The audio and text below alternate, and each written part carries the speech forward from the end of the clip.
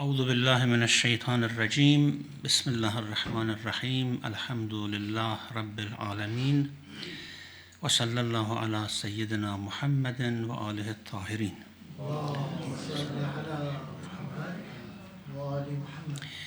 We were discussing Ayatul Kursi, verse number 255 of Surah Baqarah. أعوذ بالله من الشيطان الرجيم الله لا إله إلا هو الحي القيوم.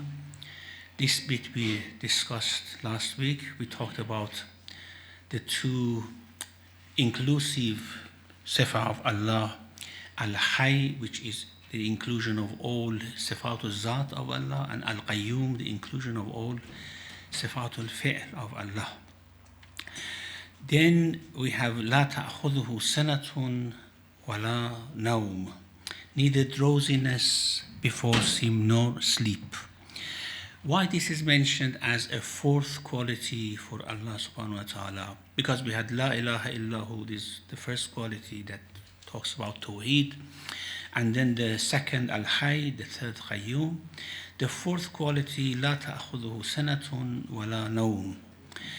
This is something which is needed for that Qayyumiyya of Allah. If Allah is Qayyum, if He is the one who is taking care of everything and sustaining everything, that sustenance needs that He should not be negligent of the ones that He sustains even for 1 second. And therefore, Sana, which is just that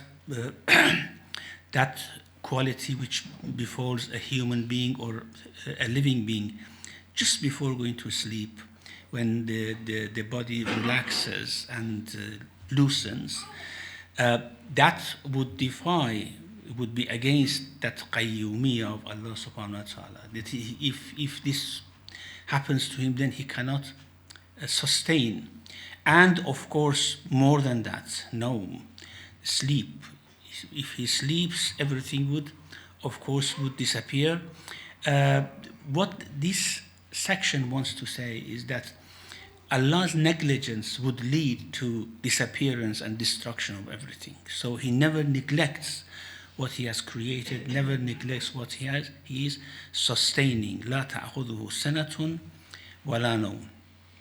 له ما في السماوات وما في الأرض. To Him belongs whatever is in the heavens and whatever is in the earth.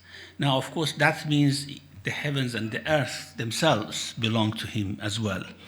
Not that whatever is in heavens and whatever is on the earth. Some have said why it is mentioned in this way, instead of saying Lahu as-samawat wal ard, to Him belongs heavens and the earth. Rather than that, he says whatever is in the heavens and whatever is in the earth belongs to Him, because maybe samawat means the higher world, the world of angels, and ard means the lower world, the old world, which includes the whole universe as well. So when Allah talks about samawat, it means higher dimensions above this dimension of the physical world, and ard mean the physical world, not only the earth but the whole universe, which includes the earth. Some commentators have mentioned that. However, even if we say lahu ma fi samawati wa ma fil ard, everything in the heavens and in the earth belongs to Him, it of course implies that heavens and earth belong to Him as well. Now this milkiyah, Allah has mulk and Allah has milk. Mulk is kingdom, that means everything is governed and ruled by Him, and milk is possession, that means everything is owned by Him. This milkiyah is a true milkiyah, a true ownership, not a conventional ownership that we have. Because our ownerships of whatever is on the earth is just a conventional ownership. We own things by a contract. We own things by a convention between ourselves. For example, this house belongs to me. It doesn't become part of me, or I am not going to do anything with regards to sustaining it not in the sense of, for example, repair and these things. keeping it to be. That's, of course, not we can do with whatever we have. The milkiyah of Allah, the possession that he talks about, is a true possession. It means that it's just, if we want to give an example, although that's not also the case, the example is our possession of our imaginations, of thoughts that come to our mind. They belong to us in a sense that we own them, because if we do not imagine, if we do not think, they would not happen. And if we stop imagining and if we stop thinking, they would disappear. Although imagination sometimes come to our mind without our control, certainly that's not the case with Allah subhanahu wa ta'ala and his creation. So this ownership, lahu ma fis samawati wa ma fil ard, anything in the heavens and the earth belongs to him, is a true ownership, meaning that they all depend on him, in a sense that if one moment he doesn't like, if one moment we do not imagine, the imagination would go away. If one moment he does not sustain them, then of course they would disappear and would go away. It is a much closer relationship even than the relationship between us and our imaginations and thoughts which come to our mind. In essence, the first thing which Allah proved in this verse was that first of all he exists, Allah, and that establishes his existence. Then there's nothing beside him that should be the center of attention on anything in creation. And thirdly, he is the only living being. And fourthly, he is the only being which sustains. And that sustenance is continuous. There is no sanatun wala naum in that sustenance. And then, of course, after proving all those things, it follows that whatever is in the earth and whatever is in the heavens belongs to him in that sense. However, because we see the chain of causes and effects, that things produce things, things are there without us seeing someone sustaining them, us seeing something is behind it, then it comes to mind that, well, what's the need for Allah if things are working in this way? This is the common understanding of the world, isn't it? And this is the basis of all science and everything that we say, everything comes because of a cause, philosophy, science, things like that. How Allah is actually explaining that for us, how these things work. If he is the only science sustainer, and if he is the only living being, and if he is the only owner of all these things, then how things are having effect on each other, how I can do things which no one else can do, for example, how I can bring things about, or other things can produce other things. Man ذا الذي يشفع عنده إلا بإذنه. Who is the one who can intercede with him except with his permission. Now, this intercession which is talked about here is not the intercession that we understand according to Allama Tabatabai. Although man is used for living beings, man ذا الذي يشفع عنده, who is, not what is. Who is the one who can intercede with him except with his permission? And يَعْلَمُ مَا بَيْنَ أَيْدِيهِمْ وَمَا خَلْفَهُمْ, again for living beings. Allama Tabatabai says that yes, of course, this is the case. It's just like the shafa'ah that we believe in, or the idolaters believed in, that their idols used to do shafa'ah, intercession. But because intercession is mentioned here, the living beings are mentioned, who is mentioned, but it's more general. It includes the mediumship, things being medium for creation, other things, things being cause for creation of other things. And here he says, who or what can be a medium to bring about anything except with his permission. If, for example, sun gives warmth and sun makes the life on earth possible, it is only something which intercedes with him or brings about things. Allah brings about things through these things after He permits it. And this shafa'ah, this intercession, is something which runs in the whole creation. Causes are actually the ones who intercede to bring about the grace of Allah subhanahu wa ta'ala. It also includes dua. The dua is also a sort of intercession that we seek, that by us wanting something, by invoking certain qualities of Allah subhanahu wa ta'ala, like for example His rahmah, His mercy, actually we make His rahmah, we make His razzaqiyah or whatever to intercede for us, in a sense to bring about things. And therefore nothing in this world works. The causes would not work except after He gives the permission to it. So it actually rules out that possibility that there are other things, other actors working in this world as well, other than Allah subhanahu wa ta'ala. If everything belongs to Him, then it's only Him who is working. If He is the only sustainer, so nothing else can sustain me, not my work, not my salary or whatever. It's Him who is doing it.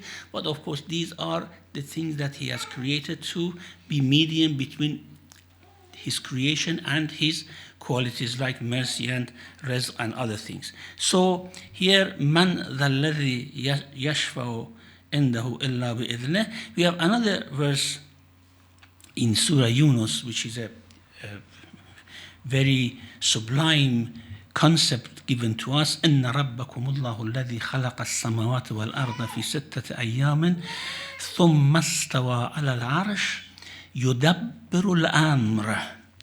Allah is managing the affairs, not anything that you think, not these plans that we make, not the causes, chain of cause and effect. He is the one who's doing it. Now, what about these chains? What about other things, causes that we think about? These are just the shufa'ah. Shufa'ah in general sense, not in particular sense of shafa'ah of people for people or angels for people.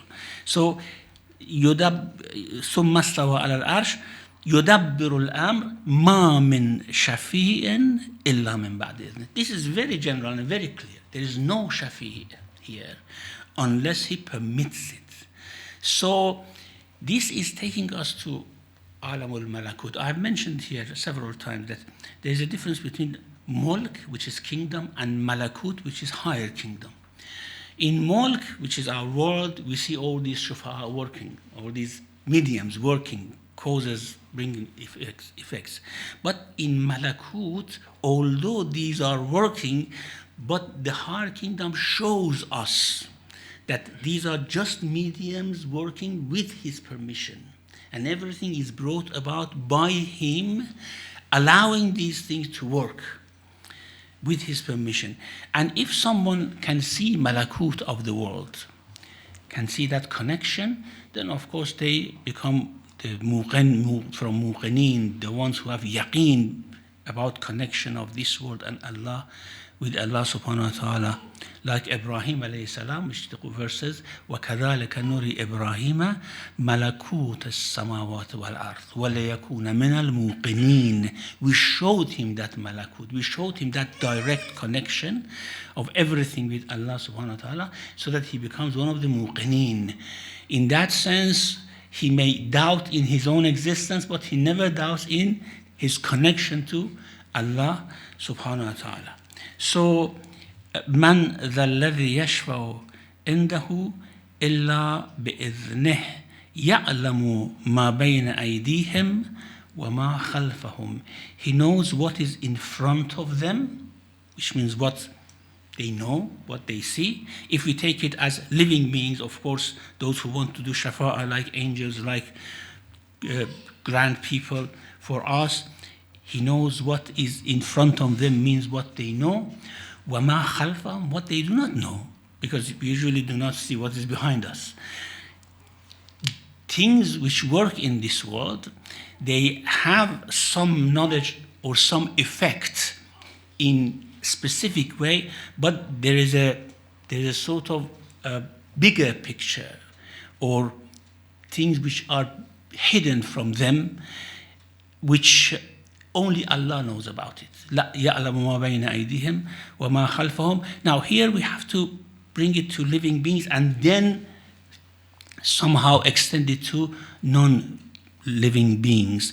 If, for example, angels who are mediums of Allah's grace and this world, if they want to bring about something, يَعْلَمُ مَا بَيْنَ أَيْدِيهِمْ, because of course angels' knowledge is limited, the angels' knowledge is limited as well. So whatever they know in front of them, he knows it, and whatever is hidden from them, he knows it as well. يَعْلَمُ مَا بَيْنَ أَيْدِيهِمْ وَمَا خَلْفَهُمْ. And here something very interesting Allama Tabatabai mentions, and that is neither the angels nor us, nor anything else in this world knows what is the purpose of their creation. Where are they going? There are many things which are hidden from us. And he says someone who is managing someone fully and directly doesn't need to tell them why and how he is managing them. Where is he taking them? He knows what. It's just like a child, a little child, a baby that you manage. He never knows what you are doing, why you are doing it. But you know that you are actually bringing the utmost benefit to them. In this sense, مَا خَلْفَهُمْ, there are certain things that we know about. There are many things that we do not know about. And Allah is actually managing us by His knowledge. And this brings us to another statement here, وَلَا يُحِيطُونَ بِشَيْءٍ مِّنْ عِلْمِهِ إِلَّا بِمَا شَاءَ. They cannot encompass any of His knowledge except what He wishes. He knows how much knowledge He should give to who, at what stage. Usually people ask, for example, okay, what is our purpose in Barzakh? What is our purpose in Akhirah? My answer is always is that we know the purpose of every stage when we go to that stage. Now here, for example, we know the purpose of this life is told to us, that you have to come here to worship Allah, to grow and to go to your next stage. But what is the purpose of life there? We don't know. We are being managed through it. We are not managing ourselves to know what is the purpose next. When we were in the wombs of our mothers, of course, the purpose was to grow physically, but we never could have imagined what is the purpose of life in this world. Now that we have come to this stage, we know to some extent, we know what is the purpose of our life. We actually form purpose for it. However, we never know what is the purpose of the next stage until we go there. And this is actually something which is implied by the full sustenance of Allah subhanahu, His management. And therefore He only reveals from His knowledge whatever is needed for us, not more than that. And also it implies that all knowledge comes from Allah subhanahu wa ta'ala, whether human knowledge, knowledge of angels, knowledge of anything which is working in this world, it only comes from Allah, and He reveals it stage by stage as much as He see necessary for sustenance of His creation. يَعْلَمُ مَا بَيْنَ أَيْدِيهِمْ وَمَا خَلْفَهُمْ وَلَا يُحِيطُونَ بِشَيْءٍ مِّنْ عِلْمِهِ إِلَّا بِمَا شَاءَ. Now, then there's a statement which sums up all these. First of all, His ownership for heavens and earth, then that there is no medium between Him and His creation unless if He allows.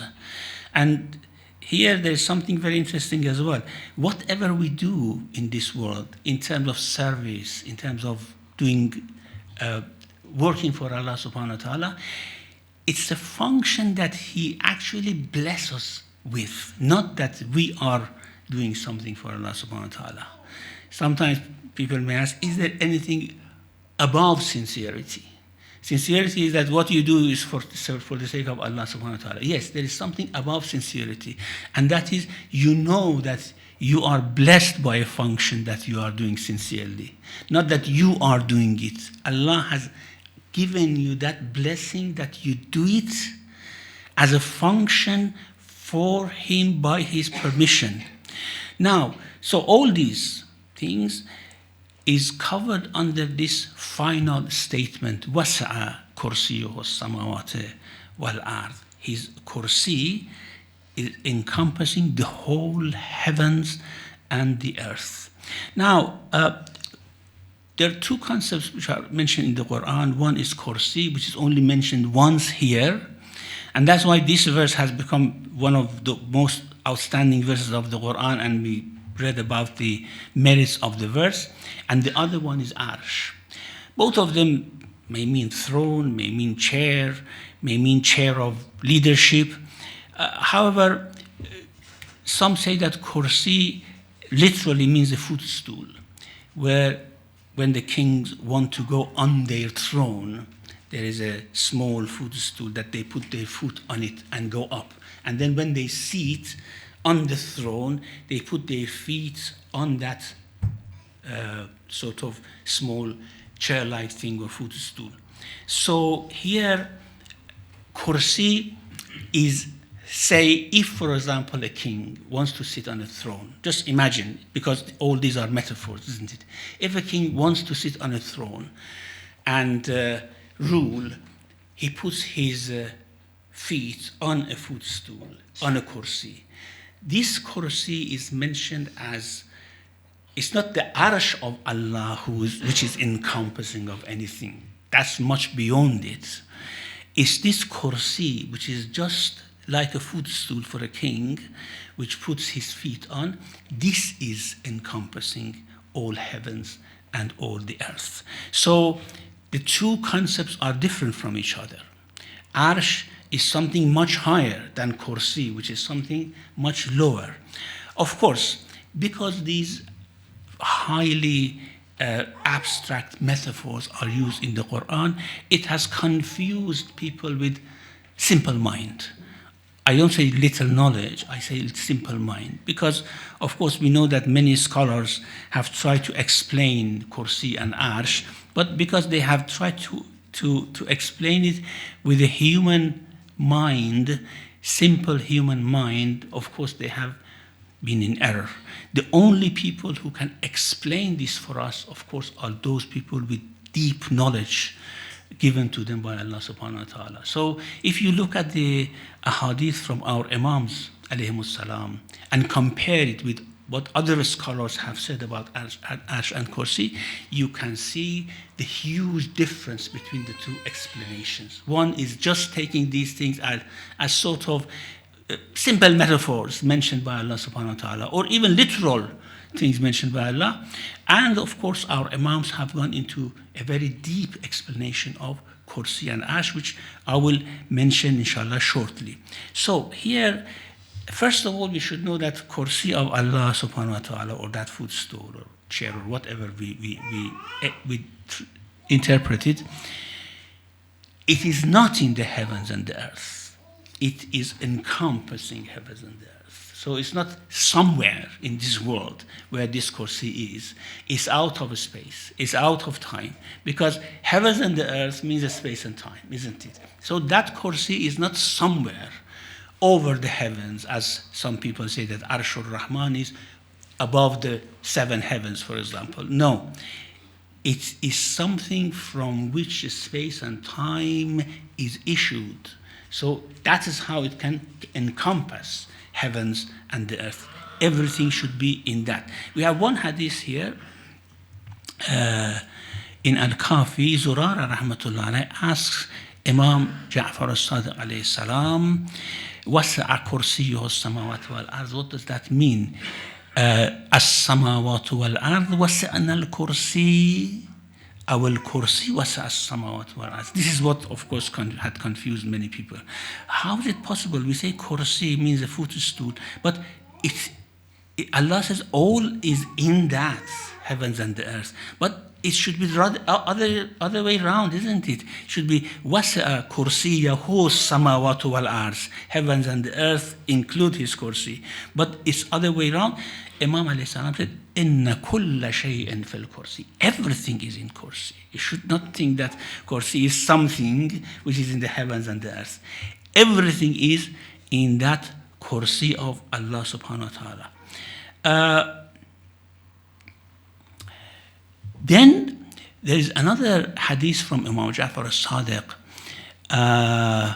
قال أبو ذر, reporting it from Abu Dhar رحمة الله عليه, يا رسول الله ما أفضل ما أنزل عليك. What is the best thing that has been revealed to you? The most sublime concept that has ever been revealed to you. He said, قال آية الكرسي. Ayatul Kursi is the most sublime concept which has been revealed to me. ما السماوات السبع والأرضون السبع في الكرسي إلا كحلقة ملقاة بأرض فلات. All the 7 heavens and 7 earths, which of course are 7 heavens are 7 higher dimensions and 7 earths are probably aspects of this universe, are all these in Kursi is just like a small ring thrown in a huge desert. كحلقة ملقاة بأرض فلات, or in a very vast land. So you can now see what is the expansion of Kursi of Allah subhanahu wa ta'ala. When you say وَسْعَ كُرْسِيُّ السَّمَاوَاتِ وَالْأَرْضِ, samawat wal-ard. If we say samawat are the world of angels, which we don't know what is the extent of that world, the 7 layers of angels, of the world of angels, angels of the first heaven, second heaven, up to 7th heaven. All that, and then the whole physical world in which we live, the whole universe, is just like a small ring in huge land, Kursi, compared to the creation. So, then he said, don't think that this is all with regards to Allah subhanahu wa ta'ala. Do not miss Arsh. This is what I said about Kursi. That's the footstool. وَإِنَّ فَضْلَ الْعَرْشِ عَلَى الْكُرْسِي كَفَضْلِ الْفَلَاةِ عَلَى الْحَلْقَةِ. Then the superiority of Arsh over Kursi is like that ring in that huge big land. So Kursi in itself, which is encompassing everything, and everything in that Kursi is just like a small ring in a big expanse of land. Kursi itself in Arsh is like that. It's just a small thing.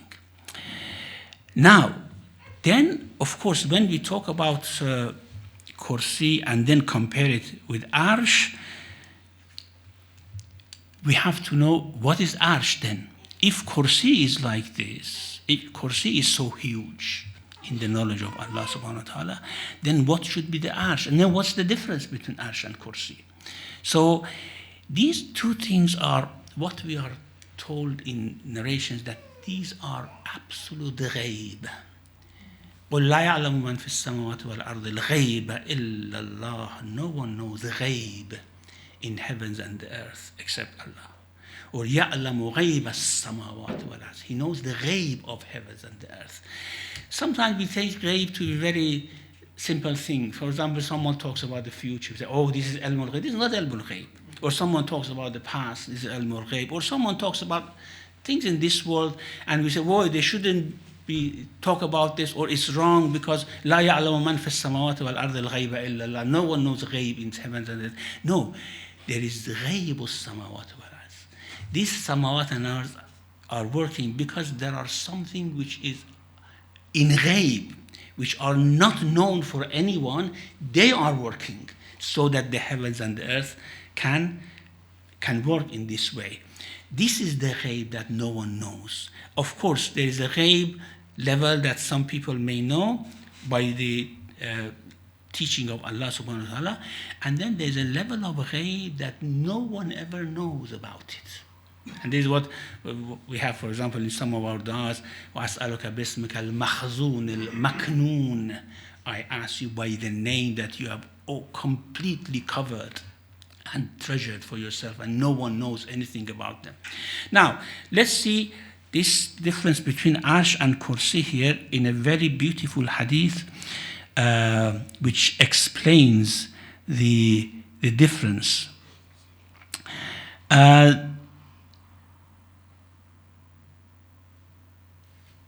Hadith from Imam Ja'far al-Sadiq alayhi salam, Again, as I said, this knowledge you cannot find anywhere except with Aimah alayhi salam. No scholar has the extent of that, of course, knowledge to talk about these things.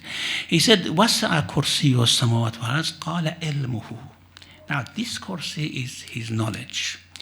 And Arsh also is said to be his knowledge, from which, of course, the management of the world is issued.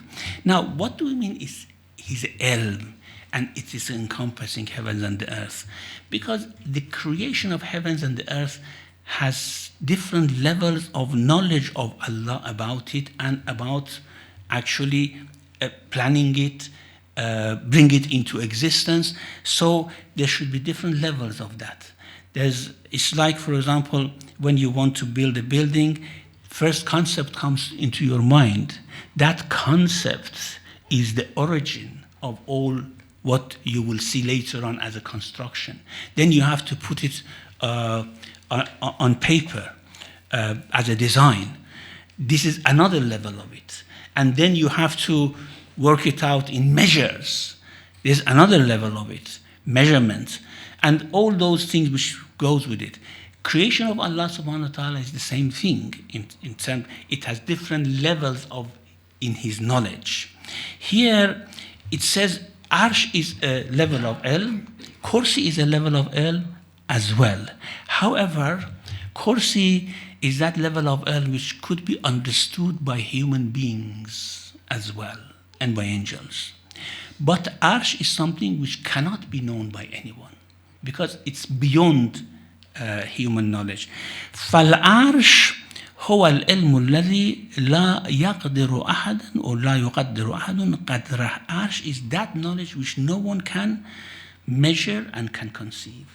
It's a knowledge before measurement. I said when you want to have a construction, you first have a concept and then measurement. When you have concept is without measurement. That is without measurement. And if something is without measurement, we cannot conceive it. If something is without concepts, human beings cannot know anything. That's why Arsh is ghaybul ghuyub. It's just beyond every ghaib. So he says, Al-Arsh huwa al-ilmu alladhi la yaqdiru ahadun qadrah. And therefore is something which is beyond human concept. It is where Allah creates things without measure and then issues it to Kursi in which it is put in measure. So the Imam alayhi salam says that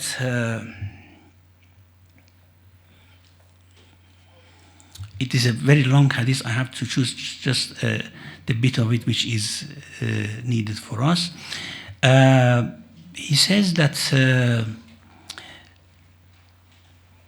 Ar-Rahman al-Arsh istawa. He is actually ruling over the Arsh. يقول على الملك احتوى. It means he is taking the kingdom. وهذا علم الكيفوفية في الأشياء. This is the knowledge of qualities of beings. When qualities are formed, in Arsh it's not formed, it is formed there and issued into Kursi. And he said, Arsh and Kursi baban min akbar abwab al-ghuyub. These are two gates, two biggest gates of ghaib. And both of them are from ghaib of the heavens and the earth. Then al-Kursi huwa al-babu al-zahir min al-ghaib alladhi minhu matla'u al-bad' wa minhu al-ashya' kullaha. Kursi is that gate of, if you imagine that, for example, things are processed like this. Allah inputs certain things here from this way, and they issue from this. There's a box here, just to bring it close to our imagination. There's a box here. Allah decides to create things. That decision goes into this box and comes out from the other side as things which measure with qualities, with size and everything. He says that Arsh is this side, and that's why Allah is sitting on the throne. Throne is very close to Allah subhanahu wa ta'ala. The input comes, and is issued from this side, which is kursi. This is kursi, this is arsh. It says that al-kursi, al-arsh, huwa al-babul batin min al-ghayb. الذي يوجد فيه علم الكيف والكون والقدر والحد والمشيئة والإرادة. It is in Arsh that these things are decided. Size, quality, things which are given to anything, whether physical or non-physical. But al-kursi huwa al-babu al-zahir min al-ghayb. Kursi is that apparent world where angels can see, prophets can see, in that sense, that what is created by Allah. But they cannot go beyond that. Arsh is absolutely ghaybul ghuyub. And when Allah talks about ghaybul samawati wal arsh, He talks about these things in a sense. And another hadith, كل شيء خلق الله في جوف الكرسي خلا عرشه. Everything Allah creates is inside kursi except His arsh. Actually, the kursi is issued from arsh as well. فإنه أعظم من أن يحيط به الكرسي. Now, as I said, this is deep knowledge. This is something which only A'imma can explain for us, and they have explained, especially Imam Ja'far al-Sadiq alayhi salam. The only thing that we have to know about this is that this is not like some people think that Allah has a throne sitting on it and managing the world, or kursi is equal to arsh. Arsh and kursi are the same thing. They are deep aspects of ghaib, of the creation. Creation doesn't come about just like this as we see it. There's a sort of very huge and extended background to it. So it comes from arsh comes from kursi comes to angels, from angels come to this world. That's how things are working. وَسَعَ كُرْسِيُّ السَّمَاوَاتِ وَالْأَرْضِ وَلَا يَؤُودُهُ حِفْظُهُمَا وَهُوَ الْعَلِيُّ الْعَظِيمُ. We discuss this bit inshallah next week. وَصَلَّى اللَّهُ عَلَى مُحَمَّدٍ وَآلِهِ الطاهرين. Thank you very much indeed, Sheikh. Interesting but complex to understand. So we open the floor for further discussion and start with the ladies. Any ladies want to start? Yeah. Any? Okay. You know, whilst they are thinking, this is very. Doctor said questions are not allowed.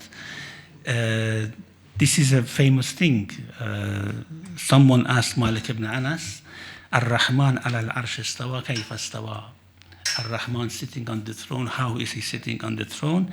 He said, Al-istiwa'u minhu ma'loom. We know that He's sitting on the throne. Wal-kayfu ghayru ma'loom. How is He sitting on the throne? Was-su'alu anhu bid'ah. If you ask question, it's bid'ah. So, no question, we can just go. so we conclude that. Okay, but here Sheikh has allowed us. Any brothers? What is the sister thinking? Yeah.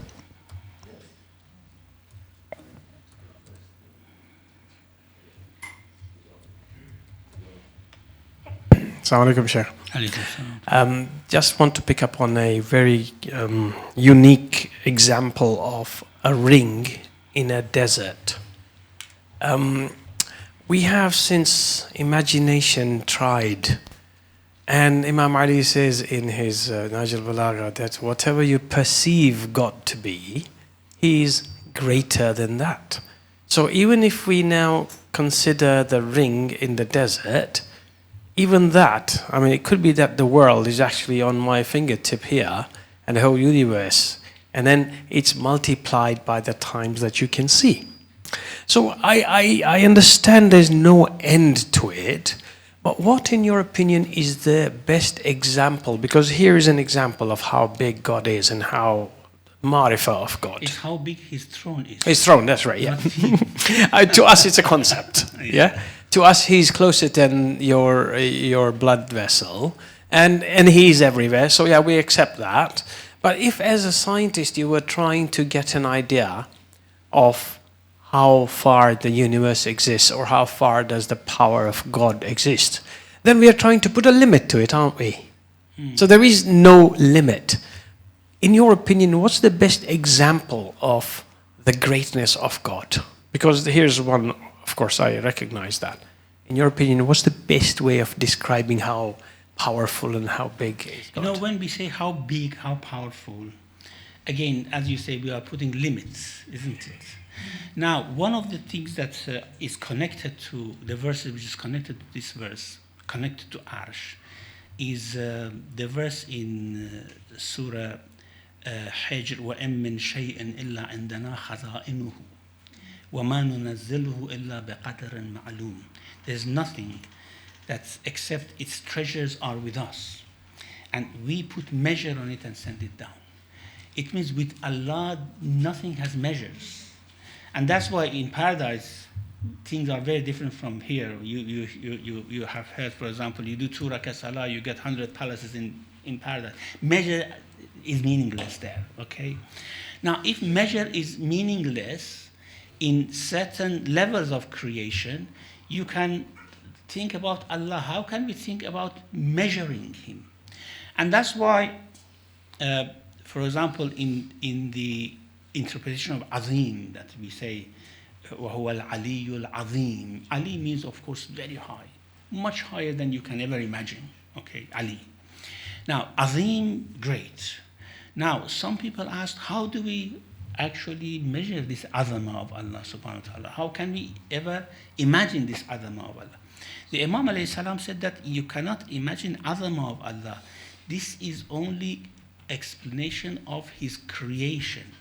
See how big His creation is, then you can somehow imagine His greatness as well.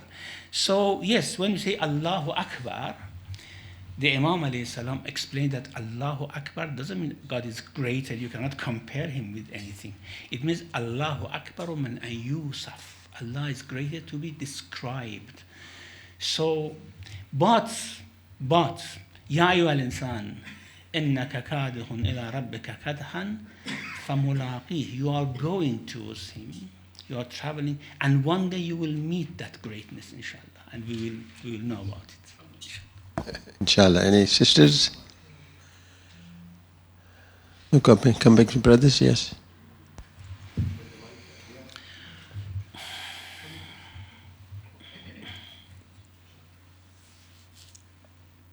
Bismillah ar-Rahman ar-Rahim. It is, as we all know, very fascinating ayah.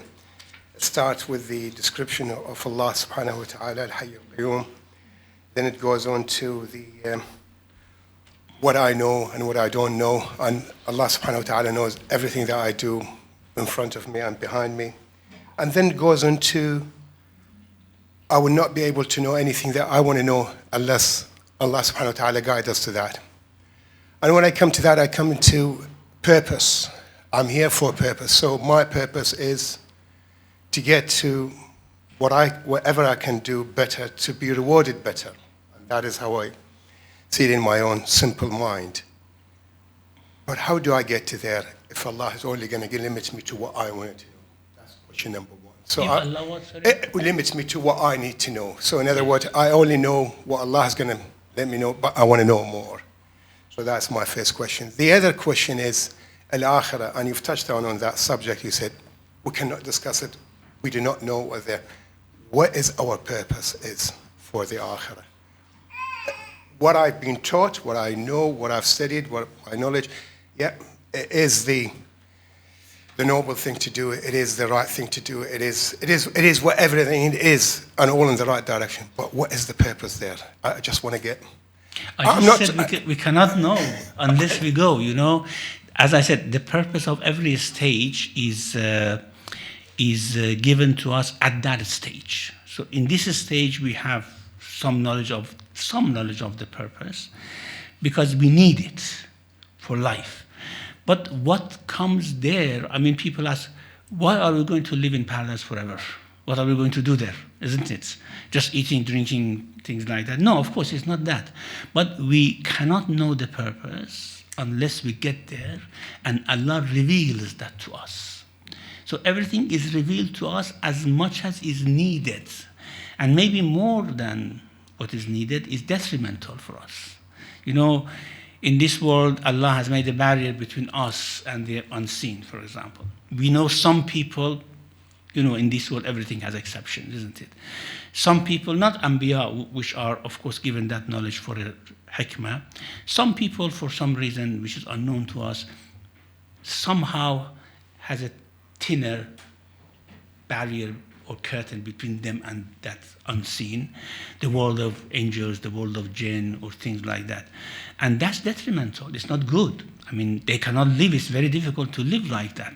So Allah reveals as much as we need and as much as not detrimental for our purpose. So here we get some purpose, but we don't know what's the purpose of waiting in Barzakh, for example. What are we going to do there? How are we going to live? Is there a function that we are going to perform or fulfill there, or is not? So these are given to us. That's the meaning of وَلَا يُحِيطُونَ بِشَيْءٍ مِّنْ عِلْمِهِ إِلَّا بِمَا شَاءَ. And as much as He wants it, of course, His will is based on hikmah. As much as His hikmah would indicate, He gives knowledge. And more than that, He doesn't give knowledge. And this is what we know.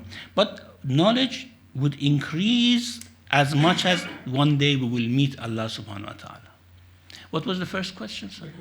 How do we get to there? In other words, how to get to other world? The other world. It's death. We die, we go to other world. Yeah. Is it Makki? Which? Ayatul Kursi is in Baqarah is Madani. Yeah. Okay. Thank you, Shaykh. Any sisters? You want to see there sooner, die sooner? Surprise, I think. Thank you. Surprise, you had a question? Surprise, you want? Yeah. Can you pass it to Surprise?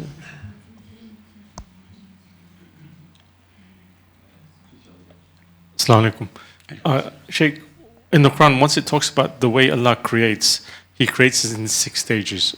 Is there any hadith that explains us why 6 and not 8 or 12? And then He retires to the arsh. وَاسْفَاسْتَوَى عَلَى الْعَرْشِ. What does that retire mean? No, istawa means taking control of. Istawa, taking control of arsh. Okay? So it means that although He created and creation is finished, is done and goes until the very end, but the management is not finished. He's sitting on the throne of control and managing everything. It's not the case that like a builder builds a building and then delivers it to you. You do whatever you want. It's not like that. Everything that He has created is controlled, is managed and sustained by Him as well. That's the meaning of istawa ala al-arsh. Any sisters?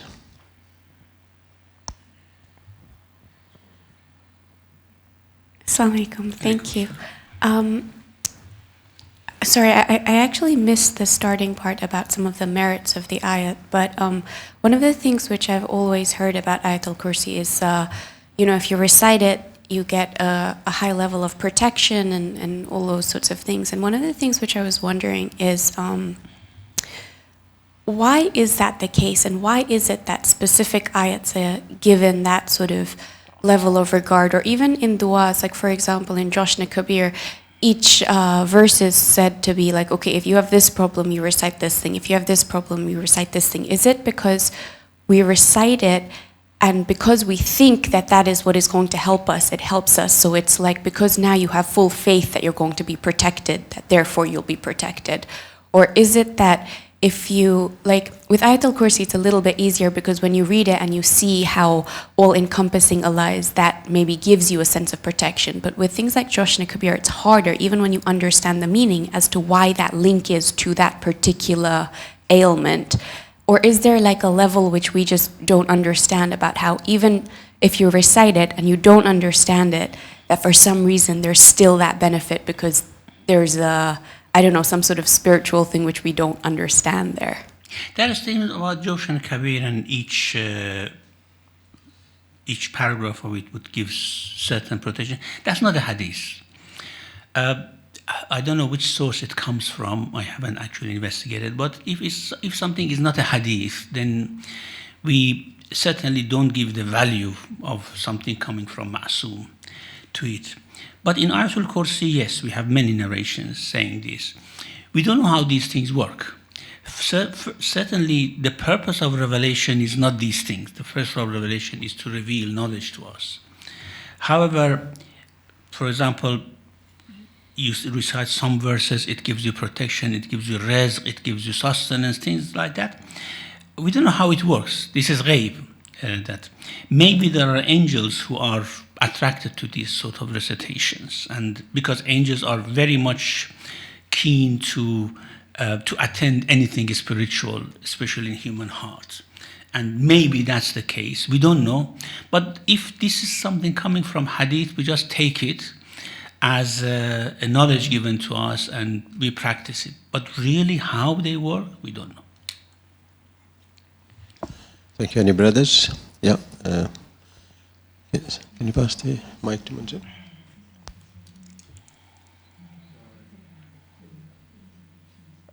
Assalamu alaikum. You mentioned about the Alam-e-Mulk and Malakut, and in the Alam-e-Malakut, the person understands how the things work, and the knowledge given to, you mentioned Hazrat Ibrahim, he understands. And then there is an event about the Musa and Khizr that they both went on a journey, but the Musa was not able to understand, and then the Khizr, he did certain things, and he said, you will not understand. Then this actions of Khizr, was it because of his understanding in the Alam-e-Malakut?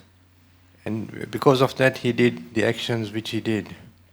No, that is I one. said, sorry, can sorry, I just continue? And the other thing is this: the knowledge of the Imams in about the Alam-e-Malakut. Because of their higher knowledge in that sense, they become the hujjat and they become the nas for us. Is there any connection in this for us? Well, I didn't say when someone sees Malakut, knows how things work. He sees the connection of everything to Allah subhanahu wa ta'ala, direct connection of everything. That doesn't mean that he knows how things work and how things would come about. And even Ibrahim, after knowing the Malakut, he wanted to see how Allah gives life to the dead, isn't it? وَإِذْ قَالَ إِبْرَاهِيمُ رَبِّ أَرِنِي كَيْفَ تُحْيِي الْمَوْتَى. Show me how you do it, how you actually make this to happen. So the knowledge of Malakut is something which gives yaqeen to the heart about presence of Allah in everything and everywhere. But it doesn't tell us how things work. Now, what is mentioned in the story of Musa and Khizr is not related to Malakut and Mulk. It's just a sort of expanded knowledge of Khizr, of time, knowing how things would develop in future. That may not be ilm al-ghayb at all. That may be something given to some people in this world. And even Allah doesn't mention that it's ilm al-ghayb. He says, فَوَجَدَ عَبْدًا مِّنْ عِبَادِنَا آتَيْنَاهُ رَحْمَةً مِّنْ عِنْدِنَا وَعَلَّمْنَاهُ مِنْ لَدُنَّا عِلْمًا. We had taught him some knowledge. So this knowledge doesn't mean that it's knowledge of ghayb, like what Kursi and Arsh are ghayb. Some knowledge, so he could see a bigger picture of whatever we see in a small picture. That's the knowledge Allah had given him. It's nothing to do with Malakut. They may have known Malakut, of course, but here the story is not about that. It's about that when you see the smaller picture in this world, you lose patience. You don't know why things happen. You question Allah. You become angry about it, just like what Musa became angry about what Khizr was doing, isn't it? But as soon as you see the bigger picture, you become calm. You know that everything is run based on a wisdom. So I don't think that's related. But about A'imma alayhimus salam knowing the knowledge of Malakut, they certainly know, otherwise they couldn't be from muqinin. So they have that yaqeen, they know the connection of everything to Allah subhanahu wa ta'ala. But it does not, of course, bring something specific or special to their followers. Like Prophet, peace be on him, knew the knowledge of Malakut.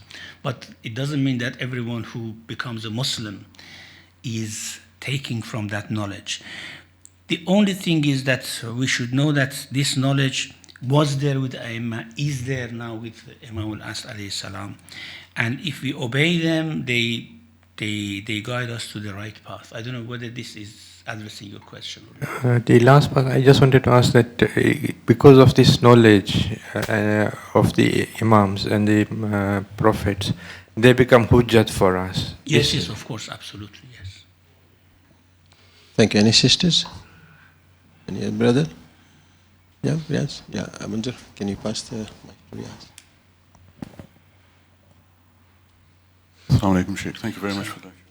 Shaykh, just extrapolating from what you said, just to check my understanding, so that everything that was ever going to be created has already been created. It's in existence now. Because Allah subhanahu wa ta'ala says, be and it is.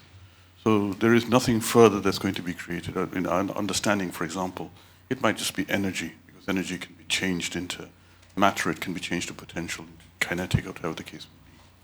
So everything is existent. And that's really important, because then we know that all the relationships that are going to happen between things are already there.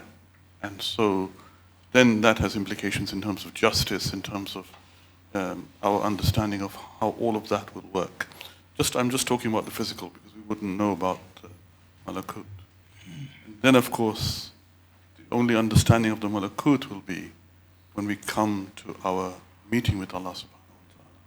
That's when we will understand, and we will go, I suppose, in a sense, in our own mirage, in our own liqa Allah. So that, I think, is a very high concept, and perhaps that needs a little bit more understanding. Yes, that's a very good point you mentioned, because when we are resurrected from death, after Barzakh, Allah mentions that they see that there is no power but power of Allah. They will see there is no izzah but izzah of Allah subhanahu wa ta'ala. And that means that malakut becomes visible. And that's why we say Malik Yawmuddin, the owner of the Day of Judgment, in the sense that he is the only owner there. People would see that, actually. So that malakut will become visible there. Now, in terms of creation, we know that Allah just creates by be, isn't it? He doesn't create in time. But time is a dimension given to his creation. For example, this should be created here, there, and when it should come into being. Allah gives that dimension, but he is himself outside that.